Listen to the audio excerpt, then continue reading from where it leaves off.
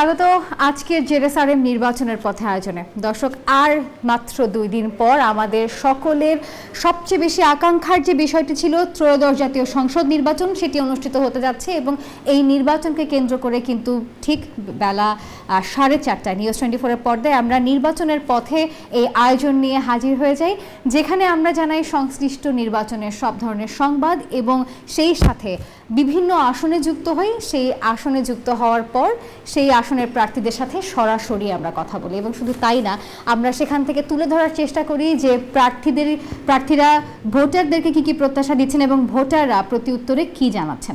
সকলকে আমন্ত্রণ জানাচ্ছি জেরুসালেম নির্বাচনের পথে আয়োজনে এবং আজকের পর্বে আপনাদের সাথে আছি আমি নাফিসা হক। যেমনটি জানাচ্ছিলাম যে আমরা প্রতিদিন একটি করে জেলা এবং তার সকল সংসদীয় আসনের তথ্য এবং আদ্যপান্ত জানাই। যারা এই অনুষ্ঠানটি নিয়মিত দেখেন তারা জানেন যে আমরা সরাসরি যুক্ত হই বিভিন্ন দলের প্রার্থীদের সাথে, জানি প্রচার প্রচারণা, প্রতিশ্রুতি এবং খুঁটিনাটি সব বিষয় নিয়ে। আজকেও তার ব্যতিক্রম নয়। অনুষ্ঠানের আজকের পর্বে আমরা জানবো আসন্ন ত্রয়োদশ জাতীয় সংসদ নির্বাচন উপলক্ষে ঢাকা 2 জেলার নির্বাচনের সংবাদ, অর্থাৎ সাভার জেলার নির্বাচনের সংবাদ আমাদের সাথে সরাসরি জানাতে আরও যুক্ত হবেন সহকর্মী নাজমুল। একটু পরিচিত হয়ে নিব নাজমুলের সঙ্গে। নাজমুল, নিশ্চয়ই শুনতে পাচ্ছেন আপনি আমাকে? আপনাকে স্বাগত জানাচ্ছি জেরুসালেম নির্বাচনের পথে আয়োজনে।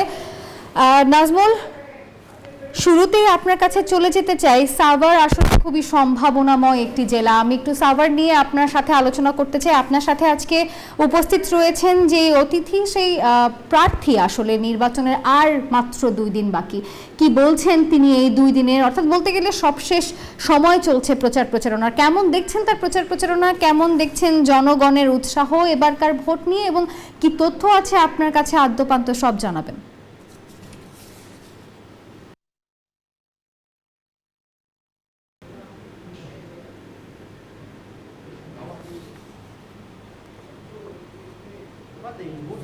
আমি কেরানীগঞ্জ ঢাকা 2 আসনে এবং আপনারা জানেন যে নির্বাচনের যে প্রস্তুতি পুরোদমে কিন্তু এখন চলছে। সেই নির্বাচনের যে পুরোদমের যে প্রস্তুতি আমরা যদি এই মুহূর্তে যদি একটু দেখাই যে ঢাকা 2 আসনের যে সংসদ সদস্য ধানের শীষ প্রতীক নিয়ে যে নির্বাচনে রয়েছেন আমানুল্লাহ আমাল, তিনি কিন্তু এখন কথা বলছেন এবং আমরা যদি একটু সরাসরি যদি আপনাদেরকে দেখাতে চাই যে বিভিন্ন গণমাধ্যম বন্ধুরা রয়েছে, সবাই এখানে রয়েছে এবং আমরা চেষ্টা করছি সরাসরি কথা বলছি। আমরা একটু সম্মানী ভাতা প্রতি মাসে দেওয়া হবে। সনাতনী হিন্দু ধর্মাবলম্বীদের জন্য পুরোহিতদের সম্মানী ভাতা প্রতি মাসে দেওয়া হবে এবং আমরা এই বিষয়গুলি হাতে নিয়েছি, হাতে নেব এবং বিএনপি চেয়ারপারসন তথ্যের প্রধানমন্ত্রী যেমন উপবৃত্তি শুরু করেছিলেন মেয়েদের জন্য, আজকে মহিলাদের নামে ফ্যামিলি কার্ড হবে। সেই কার্ডের মাধ্যমে তারা উপকৃত হবে, প্রতি মাসেই তারা পাবেন এবং তাদের ফ্যামিলি যাতে ভালোভাবে চলে সেই ব্যবস্থা সরকার গ্রহণ করবেন।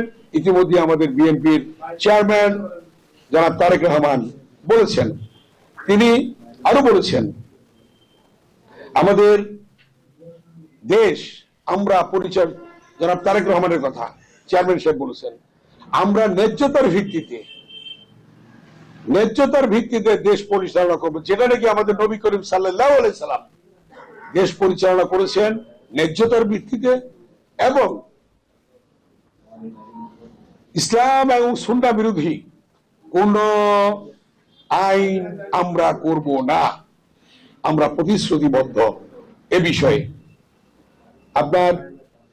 আমাদের আরো পরিকল্পনা আছে, হয়তো সব পরিকল্পনার কথা আমি এখন বললাম না। ইনশাল্লাহ আল্লাহ যদি আমাদেরকে আনে, সেখানে আমরা সকলের, দেশের জনগণের এবং সকল পেশাজীবীদের সাথে আলোচনা করে আরো কি কি প্রয়োজনীয় পদক্ষেপ নেওয়া দরকার সেগুলি আমরা নেব ইনশাল্লাহ। ভোট কেন্দ্রে সাংবাদিকদের মোবাইল নিষেধাজ্ঞা দিয়েছেন নির্বাচন কমিশন।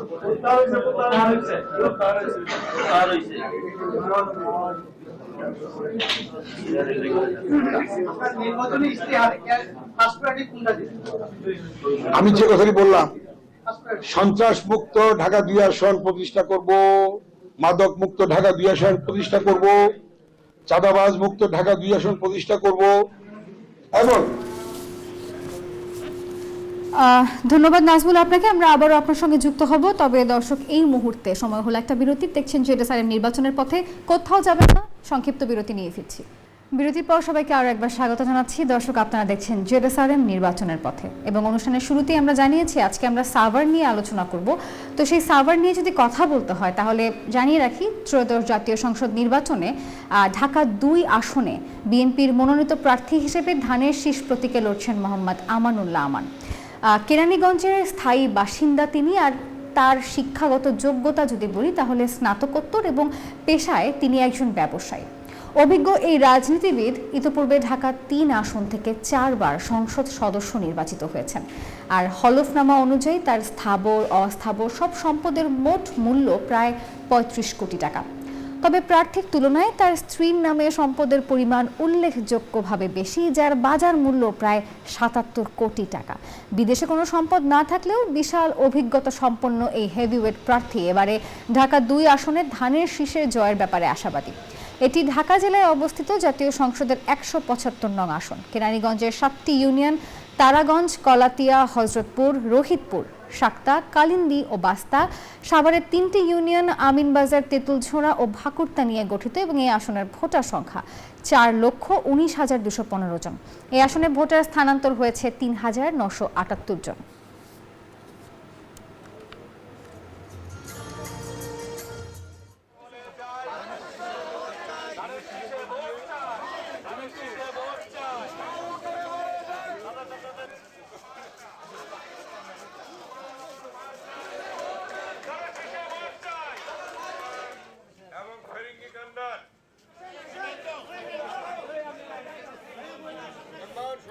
দর্শক, যে প্রার্থীর কথা হচ্ছিল আমানুল্লাহ আমান, তিনি কিন্তু রয়েছেন আমাদের সহকর্মী নাজমুল হুদার সাথে। আমরা এবারে সরাসরি যুক্ত হব নাজমুলের সাথে এবং কথা বলবো আমরা যে কিছুক্ষণ আগে যে প্রতিবেদনটি আসলে দেখলাম এসব নিয়ে। তিনি নির্বাচনে যেহেতু এবারে অংশগ্রহণ করছেন, কি বলছেন তিনি শেষ মুহূর্তের প্রচারণায়? নাজমুল নিশ্চয়ই শুনতে পাচ্ছেন আমাকে, জানাবেন।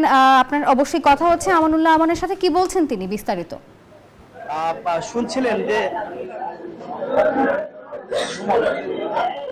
শুনছিলেন যে আমানুল্লাহ আমান কিন্তু ঢাকা ২ আসনে কিন্তু তিনি নির্বাচন করছে এবং এখানে কিন্তু যে প্রতিদ্বন্দ্বী রয়েছে, যে তাদের যে মূল প্রতিদ্বন্দ্বী যে জামাতে ইসলামের যে প্রতিদ্বন্দ্বী আব্দুল হকের সাথে, এবং এখন কিন্তু যে আপনারা জানেন যে তার ইতিহাস সম্পর্কে শুনেছেন যে তিনি কিভাবে নির্বাচন করেছেন এবং এর আগেও কিন্তু যে নির্বাচন করছেন, এইবারও কিন্তু যে নির্বাচন করছেন এবং প্রতিদ্বন্দ্বীকে ভেবেই কিন্তু আসলে নির্বাচন করছে। এবং এবারের নির্বাচন যে বড় চ্যালেঞ্জ, জয়ের বিষয় নিয়ে যে কথা বলবেন, আমরা একটু সরাসরি আপনার সাথে একটু কথা বলতে চাই।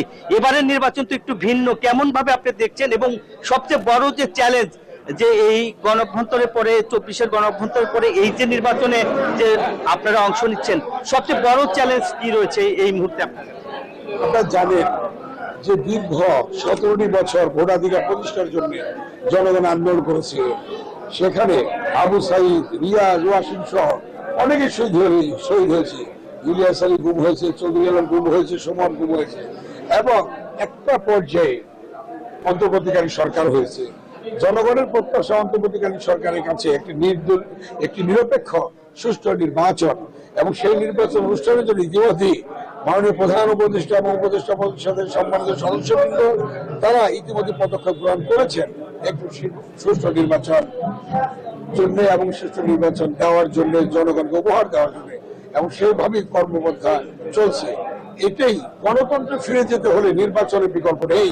অতএব সেই নির্বাচন হয়ে যাচ্ছে, যেটা আজকে সরকারের চ্যালেঞ্জ, প্রত্যেকেরই চ্যালেঞ্জ হিসেবে দাঁড়িয়েছে একটি সুষ্ঠু নির্বাচন, নিরপেক্ষ নির্বাচন উপহার দেওয়া। এবং সেটাকে আমি নিজেও চ্যালেঞ্জ মনে করছি যে আজকে সরকার সেটা করবেন এবং সেই সরকার সেই পদক্ষেপ নিয়েছেন এবং সেই পদক্ষেপ নেবেন এবং কঠোর ভাবে তারা আইন প্রয়োগ করবেন একটি সুষ্ঠু নিরপেক্ষ নির্বাচনের জন্য। এটাই আমার প্রত্যাশা। কিন্তু এখানকার আমরা দেখেছি যে এখানকার যে দাঁড়িপাল্লা যে প্রার্থী, তিনি বলছেন যে এই যে ওনার যে প্রচার প্রচারণায় বাধা দেওয়া হচ্ছে, ওনার যে পোস্টার যেগুলি লাগানো হচ্ছে ছিঁড়ে ফেলানো হচ্ছে, এরকম অভিযোগ করা হচ্ছে। এবং সব জায়গাতেই আপনার ঢাকা ২ আসনের যে আমানুল্লাহ আমানের যে ধানের শীষের পোস্টার সব জায়গায় রয়েছেন, তারা এটা পাল্টা অভিযোগ করছে, কারণটা কি? আমি আসলে কারোর নাম ধরেও কথা বলবো না, কারোর সম্পর্কে বলবো না। আমি শুধু এইটুকু বলতে চাই যে অভিযোগটা করেছে সঠিক নয়। সেখানে সকলেরই ব্যানার রয়েছে, সকলেরই লিফলেট বিতরণ করছে, সকলেই তারা স্বাধীনভাবে নির্বাচনী প্রচারণা করছে। এবারের ভোটারদের আপনার কি আশ্বাস দিচ্ছেন? নতুন ভোটার রয়েছে, নারী ভোটার রয়েছে, হিন্দু ভোটার রয়েছে। হিন্দু ভোটারও আসলে এবার যে বড় চ্যালেঞ্জ, তারা তো আসলে ভোট দিবে কিনা এবং ভোট আসলে 12 তারিখে হবে কিনা সেটা নিয়েও অনেকেই শঙ্কায় ছিল। প্রশাসন সব দপ্তরেই আসলে বলেছেন 12 তারিখে নির্বাচন হবেই। সবচেয়ে বড় চ্যালেঞ্জ আপনারাও যেটা বলছেন যে 12 তারিখে অবশ্যই নির্বাচন হবে। ভোটারদের প্রতি আপনাদের কি মেসেজ? আজকে ভোটাররা অপেক্ষা করছে, উন্মুখ হয়ে আছে তারা ভোটাধিকার প্রয়োগ করার জন্য, কারণ বিগত 17 বছর তারা ভোট দিতে পারেননি। অতএব আমি মনে করি যে এই ক্ষেত্রে ভোটাররা সুষ্ঠুভাবে ভোট দেবেন, নিরাপদে যাবেন, ভোট কেন্দ্রে যাবেন এবং সরকার সে বিষয়ে পদক্ষেপ নিয়েছেন এবং যদি তারপরেও কোনো ধরনের কমতি থেকে থাকে আমি আশা করব যে সরকার সেই ধরনের পদক্ষেপ নিয়ে একটি সুষ্ঠু নির্বাচন উপহার দিবেন। আপনার নির্বাচন এলাকায় যেগুলো রয়েছেন, সাভারের 3টি ইউনিট রয়েছেন এবং কেরানীগঞ্জ, সব মিলেই যে এই যে নির্বাচনের যেই কার্যক্রম আনুষ্ঠানিকভাবে শুরু থেকে এখন পর্যন্ত আমরা দেখেছি প্রায় শেষ পর্যায়ে চলেছে প্রচার প্রচারণা, আর কয়েক ঘন্টা পরেই প্রচারণা শেষ মুহূর্তে রয়েছে, বন্ধ করে দেবে। এর মধ্যে আপনাদের সকলের কাছে আপনার কি প্রত্যাশা রয়েছে? আমার কেরানীগঞ্জ তথা আমিনবাজার, ভাগুরতাস, তেঁতুলঝোড়া ইউনিয়নের জনগণের কাছে আমার নিবেদন যে তারা দীর্ঘদিন পরে একটি ভোটাধিকারের সুযোগ পেয়েছেন। অতীতে যেভাবে আমরা ঢাকা 2 আসনকে একটি উন্নয়নের উপশহর হিসেবে গড়ে তুলেছি, এবার বাকি উন্নয়ন করে একটি আধুনিক শহর হিসাবে আমরা গড়ে তুলব। আমি জনগণকে আহ্বান জানাবো, মাদক মুক্ত ঢাকা 2 হবে, সন্ত্রাসমুক্ত ঢাকা 2 হবে এবং পরিচ্ছন্ন ঢাকা 2 হবে, ভূমি দখল মুক্ত ঢাকা 2 হবে, মাদক মুক্ত ঢাকা 2 হবে। এই অঙ্গীকার নিয়ে আমি এগিয়ে যাচ্ছি এবং জনগণ এতে সমর্থন দেবে বলে আমার বিশ্বাস এবং আগামী 12 তারিখে সুষ্ঠু নির্বাচনের মধ্য দিয়ে বিপুল ভোটে আমরা জয়লাভ করব ইনশাল্লাহ। শুধু ঢাকা 2 আসন নয়, সারা বাংলাদেশে জনগণের প্রত্যাশা বিএনপি ইনশাল্লাহ জয়লাভ করবে এবং বিএনপির চেয়ারম্যান জনাব তারেক রহমান সরকার গঠন করবেন ইনশাল্লাহ। নাজমুল, ধন্যবাদ আপনাকে। দর্শক, সেই সঙ্গে ধন্যবাদ এতক্ষণ যারা দেখছিলেন জেডএসআরএম নির্বাচনের পথে। আজকের আয়োজনে এ পর্যন্তই। এতক্ষণ সঙ্গে থাকার জন্য ধন্যবাদ সবাইকে।